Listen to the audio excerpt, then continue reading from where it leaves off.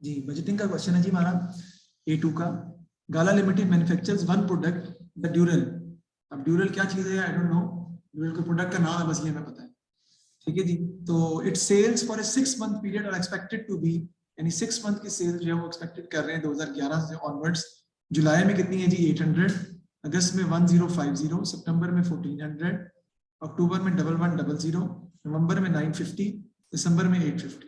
On 1st July, Gala Limited expects to have 100 Durals in inventory. It intends to hold inventory levels of 250 Durals at the end of July and August, 200 Durals at the end of September and October, and 100 thereafter. यानी कि उसके बाद जो है वो 100 Durals की हम inventory जो है वो रखते हैं। यानी कि वो क्या कह रहा है, मैं दोबारा रिपीट कर रहा हूँ, सेल्स तो दी नहीं है हमें, क्लोजिंग इन्वेंट्री वो कहता है जुलाई में कितने यूनिट्स रखते हैं हम 100, ठीक है जी। और जुलाई में हम रखते हैं, सॉरी जुलाई में हम कितने रखते हैं 250 यूनिट रखते हैं जुलाई में, अगस्त में, और सितंबर अक्टूबर में कितने रख रहे हैं हम, मेरा ख्याल है 1 जुलाई को 100 पड़े हुए थे, ये है 1 जुलाई को 100 पड़े हुए थे, जुलाई और अगस्त में हम रख रहे हैं 250, और सितंबर अक्टूबर में रख रहे हैं 200, और उसके बाद हम रख रहे हैं 100। कह रहा है prepare a monthly production budget for the 6 months from July to December. तो बनाते हैं जी हम प्रोडक्शन बजट इस क्वेश्चन में।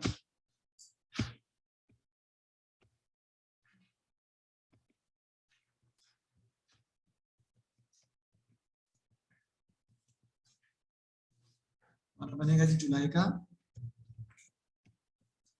फिर अगस्त का, उसके बाद सितंबर,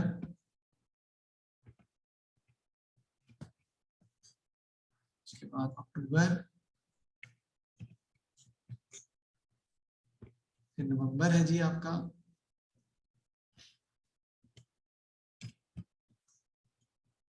फिर आपका है जी दिसंबर। ये हमने प्रोडक्शन बजट जो है वो प्रिपेयर करना है। जुलाई में आएगा जी आपका,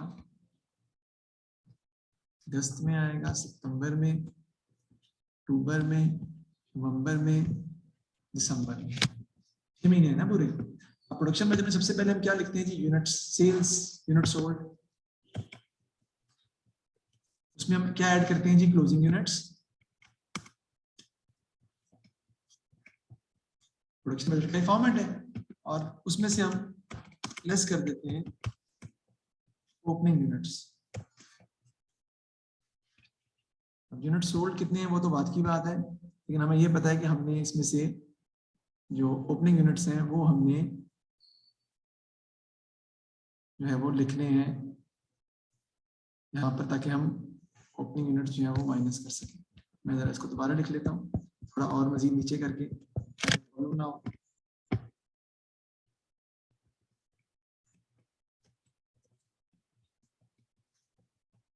जी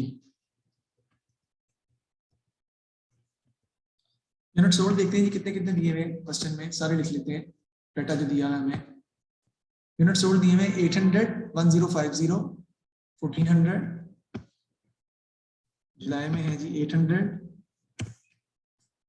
अगस्त में है जी 1050, सितंबर में है जी 1400, उसके बाद देखते हैं 1100, 950, 850, अक्टूबर में है जी 1100, नवंबर में है 950, दिसंबर में है 850। ठीक है, इसमें हम ऐड कर लेंगे क्लोजिंग यूनिट्स। क्लोजिंग यूनिट्स उसने बताया है, क्या बताया भला, जुलाई के एंड में क्लोजिंग यूनिट्स कितने हैं, 250 durals at the end of जुलाई।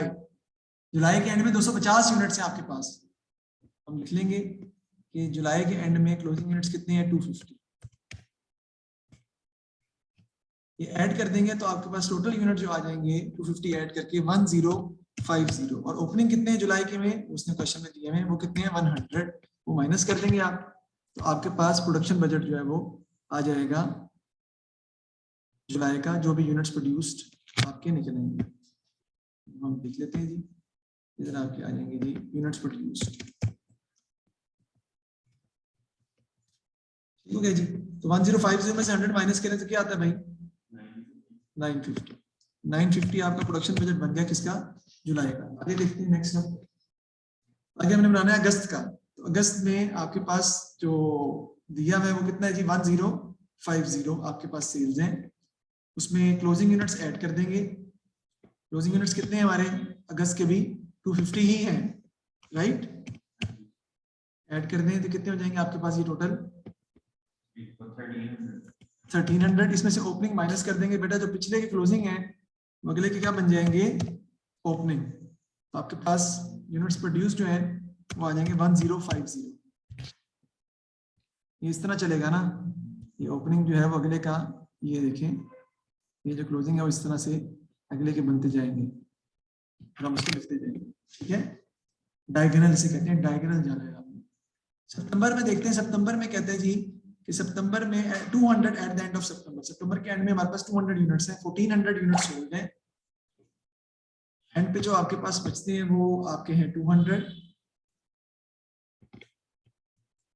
ये आपके पास आ जाएंगे जी 1600। इसमें से ओपनिंग माइनस कर देंगे, वो आपके आ जाएंगे जी 250।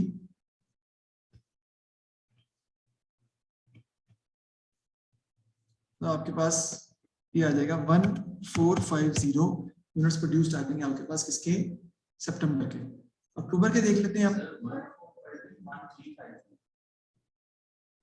जी 1350 ओके। अक्टूबर के देख लेते हैं। अक्टूबर में हमारे पास जो यूनिट सोल्ड हैं वो 1100 हैं। जो क्लोजिंग यूनिट्स हैं अक्टूबर के वो भी 200 है। तो क्लोजिंग यूनिट्स में हम लिख लेंगे 200।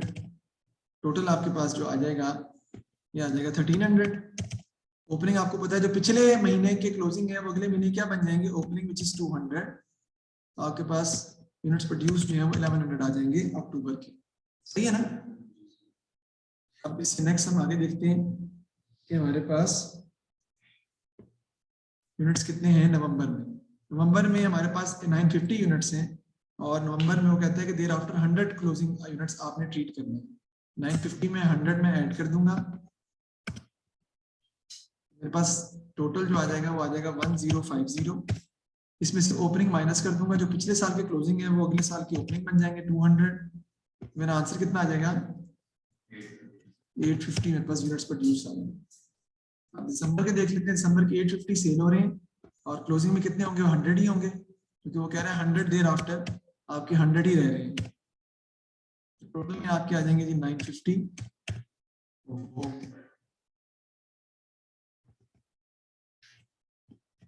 और ओपनिंग हम माइनस कर देंगे, वो आपके आ जाएंगे 100। तो आपका आंसर आ जाएगा जी 850। ये हमने यूनिट्स प्रोड्यूस किया है वो फाइंड कर दिया, यूनिट्स प्रोड्यूस किया वो हमने निकाल दिया।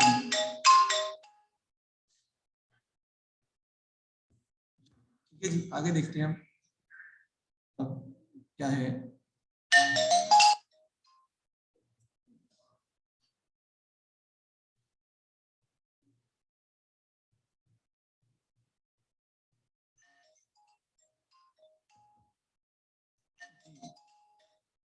बंद भी करती है फिर जी। अब देखते हैं हमने क्या करना है आगे। नेक्स्ट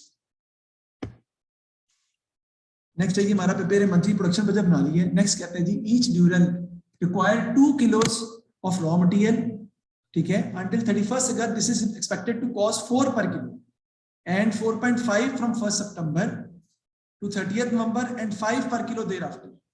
यानी इसका मतलब है कि इसमें रॉ मटेरियल की ओपनिंग क्लोजिंग हमें दी हुई नहीं है, तो ओपनिंग क्लोजिंग हमें add closing raw material less opening raw material करने की जरूरत भी नहीं है। सिंपल आप मल्टीप्लाई करेंगे और उसके प्राइस से मल्टीप्लाई कर देंगे। Prepare monthly raw material purchase budget for the 6 month July to December. तो हम करेंगे सबसे पहले तो वो कह रहा है कि 2 किलोज ऑफ रॉ मटेरियल जो आपके हर यूनिट पर लग रहे हैं, मैं यहाँ पे लिखूंगा यूनिट्स प्रोड्यूस से नीचे स्टार्ट कर लूंगा अपना किलोज पर यूनिट। इधर आ जाएगा जी आपका 2, इधर भी आ जाएगा 2, इधर भी 2 आ जाएगा जी आपका, इधर भी 2 आ जाएगा आपका, इधर भी 2 आ जाएगा आपका, और लास्ट के अंदर भी, क्योंकि हर यूनिट पर 2 किलो जो है वो मटेरियल के आपके जो है वो लग रहे हैं। वो आप मल्टीप्लाई कर देंगे तो आपके पास आ जाएगा जी किलोज रिक्वायर्ड फॉर प्रोडक्शन, यानी इतने किलोज आपको चाहिए प्रोडक्शन के लिए। एक यूनिट पर 2 kg लग रहे हैं।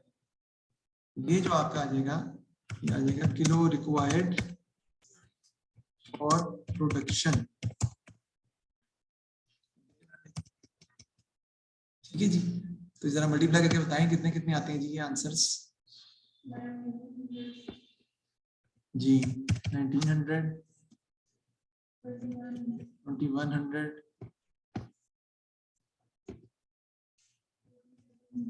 2700, 2200, 1700, फिर 1700। आगे आप इसको मल्टीप्लाई कर देंगे। इसमें हम क्या करते हैं, क्लोजिंग रॉ मटेरियल ऐड करते हैं, ओपनिंग रॉ मटेरियल माइनस करते हैं, लेकिन यहाँ क्लोजिंग ओपनिंग है ही नहीं, तो आप डायरेक्ट मल्टीप्लाई कर देंगे प्राइस पर किलो से, प्राइस पर किलो से मल्टीप्लाई कर देंगे, जो कि वो कह रहा है कि 4 आपकी रह रही है, इधर 4 है, नेक्स्ट ईयर भी वो कह रहा है 4 है, और सितंबर में भी वो कह रहा है शायद 4 है, नवंबर में वो कह रहा है कि वो बढ़ रही है, अक्टूबर में भी 4 है, यहाँ पे वो कह रहा है आगे जाके मेरा ख्याल है 1 नवंबर से 4.5 हो रही है, चेक कर लीजिएगा। अगस्त के एंड तक 4 है, अच्छा और सितंबर से 4.5 है, नवंबर तक। अच्छा सितंबर से नवंबर 4.5, ठीक है, और दिसंबर 5, सितंबर में भी 4.5 है और दिसंबर में फिर 5 है, तो इधर हम लिख लेते हैं जी, ये प्राइस यहाँ पे आ जाएगी 4.5, मल्टीप्लाई करना है आपने, सारी बात है, इधर जो है वो आपकी आ जाएगी 5।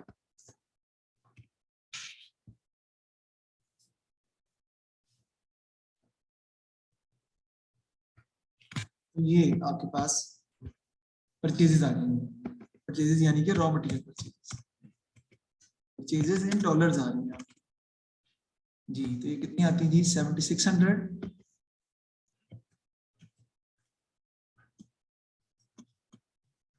8400, नेक्स्ट टाइम कितनी आती है,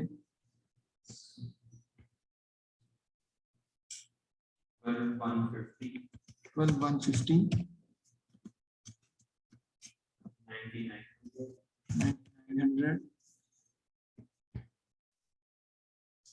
7650, 7650 और 85।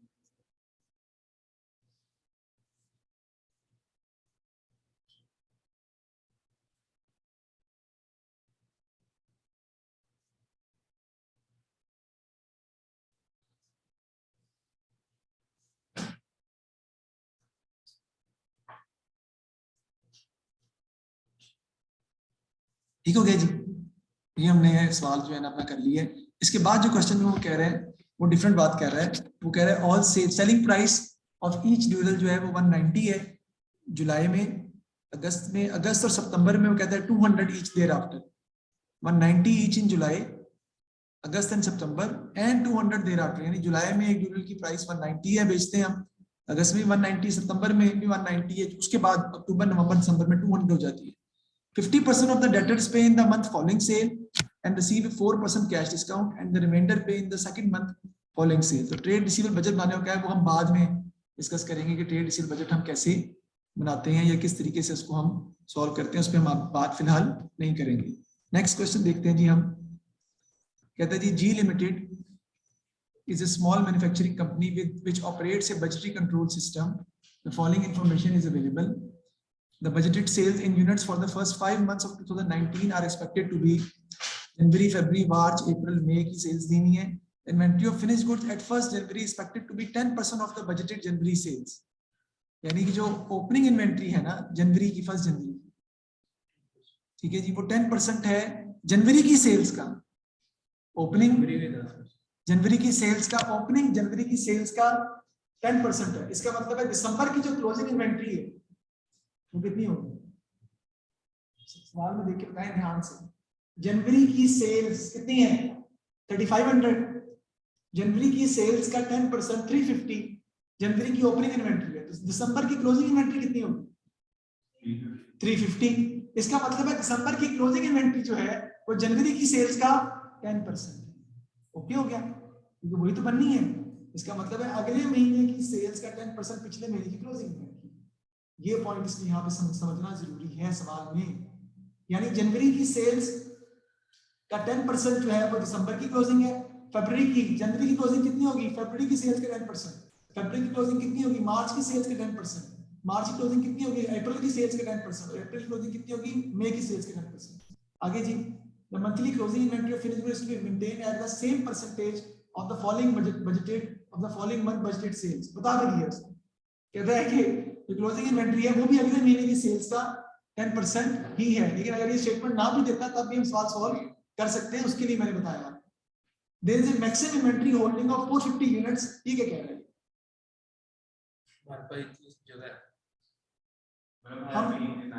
हम ज्यादा से ज्यादा जो इन्वेंट्री होल्ड कर सकते हैं ना वो 450 है। यानी आपकी जो क्लोजिंग इन्वेंट्री है वो 450 से ज्यादा नहीं हो सकती। अगर 450 से ज्यादा आ रही है तो आपको 450 ही रखनी पड़ेगी, क्योंकि उससे ज्यादा आप होल्ड ही नहीं कर सकते। मतलब आपके पास स्पेस ही नहीं है, आपके पास स्टोरेज की जगह ही नहीं है।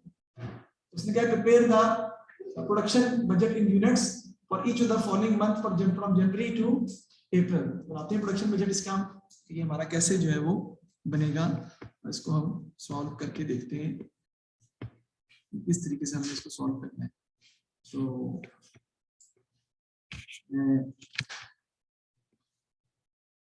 इसको हटा देते हैं इसको।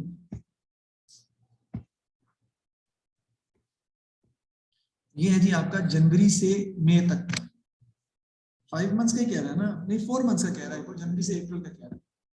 ठीक है, हम जनवरी से अप्रैल का बना लेते हैं।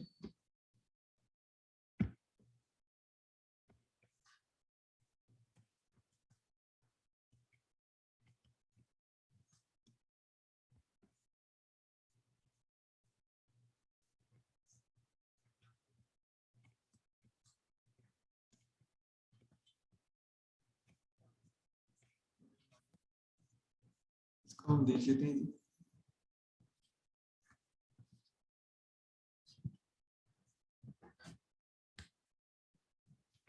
सबसे पहले आप क्या देंगे यहाँ पे, यूनिट सोल्ड ऐड कर देंगे इसमें हम क्लोजिंग यूनिट्स,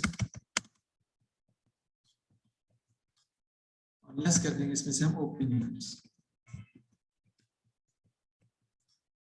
तो आपके पास जो आंसर आएगा that is your units produced. देख लेते हैं कि यूनिट सोल्ड कितने कितने दिए हुए क्वेश्चन में। 3500, 4000, 4750 और 3750। तो लिख लेते हैं हम 3500, 4000, 4750 और 3750। क्लोजिंग यूनिट वो कहता है, उसने बताया दिया है क्लोजिंग यूनिट जो अगले महीने की सेल्स का कितने हैं 10%। इससे कितने आ जाएंगे जी 400, ऐसी है ना। अगर हम थोड़ा टाइम में मैं ऐड इसमें हम कर रहे हैं क्लोजिंग यूनिट्स और लेस हम कर रहे हैं इसमें से ओपनिंग यूनिट्स। तो आपके पास यूनिट्स प्रोड्यूस जो है वो आ जाएंगे। 3500 में आप 400 ऐड कर दें, कितना आ जाएगा जी ये 900। लेस कर देंगे ओपनिंग यूनिट को, जनवरी की सेल्स का 10% उसने बताया है, कितने आ जाएंगे 350। माइनस कर दें यूनिट्स प्रोड्यूस कितने आ गए जी 3550। 3650 नहीं आ रहा, नहीं हाँ 3550। उसके बाद फरवरी का देखें। सबसे पहले हमने क्या लिखना है जी, फरवरी की जो क्लोजिंग यूनिट्स हैं वो क्या हो रहा है जी पसंद। फरवरी के क्लोजिंग यूनिट्स जो हैं वो मार्च की जो सेल्स है उसका 10% है, लेकिन मार्च की सेल्स का 10% अगर आप निकालें तो 475 बनता है, वो नहीं लिख सकते हम। क्यों? क्योंकि उसने क्वेश्चन में हमें बताया है कि there is a limit maximum inventory holding of 450 units. 450 से ज्यादा आप इन्वेंटरी होल्ड कर नहीं सकते। तो आप यहाँ पे आप कितना लिखेंगे? Will you write 475? No, you will write 450, right? इधर आपका आ जाएगा 4450 और माइनस कर देंगे हम जो पिछली क्लोजिंग है इसकी क्या बन जाएगी ओपनिंग, यानी कि 400। ये आपका कितना आ जाएगा जी 405 से, समझ आ गई। इसी तरह मार्च का देखते हैं जी, इधर आ जाएगा नेक्स्ट मंथ की सेल्स का 10% विच इज 375, 4750 में 375 ऐड करें, क्या आता है जी 5125, माइनस कर देंगे ओपनिंग इन्वेंट्री, वो जो पिछले की क्लोजिंग है यानी 450 जो है फरवरी की क्लोजिंग, उसकी बन जाएगी ओपनिंग विच इज 450, क्या जाएगा 4675। इसी तरह अब अप्रैल की निकालनी है आपने क्लोजिंग, उसके लिए आपको क्या चाहिए मई की सेल्स। अब मई की सेल्स हमें क्वेश्चन में दी हुई है, देखिए मई की सेल्स कितनी है 420, 4250, इसका 10% निकालें कितना आएगा 425, 4250 का निकालेंगे आप 10% तो आ जाएगा 425, वो आप ऐड कर दें, ये कितना आ जाएगा आपके पास 4175, प्लस कर देंगे इसमें से क्लोजिंग इन्वेंट्री हम opening units,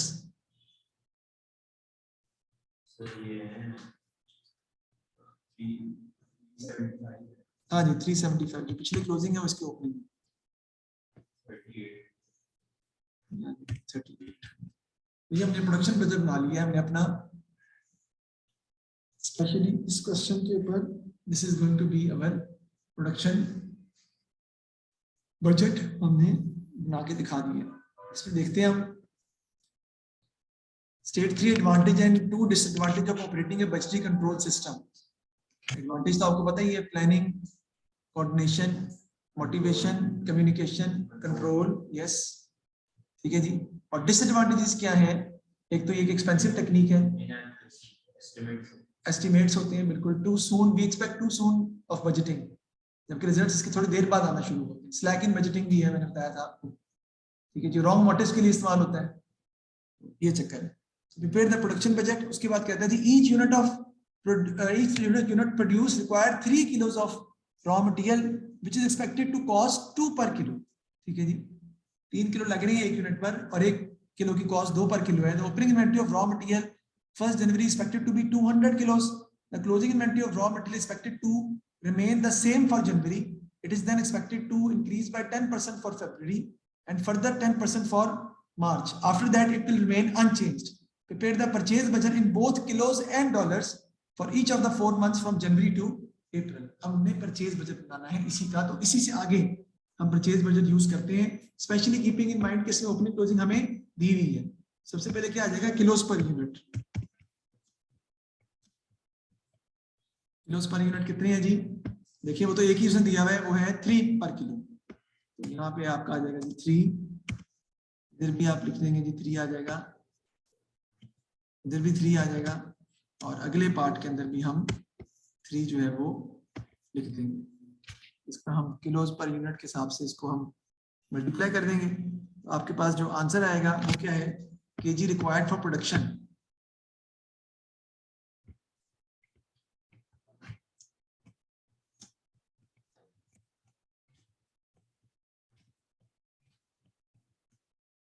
required for production आपका आ जाएगा। इसमें हम ऐड कर देंगे जी क्लोजिंग रॉ मटेरियल और इसमें से हम लेस कर देंगे जी ओपनिंग रॉ मटेरियल।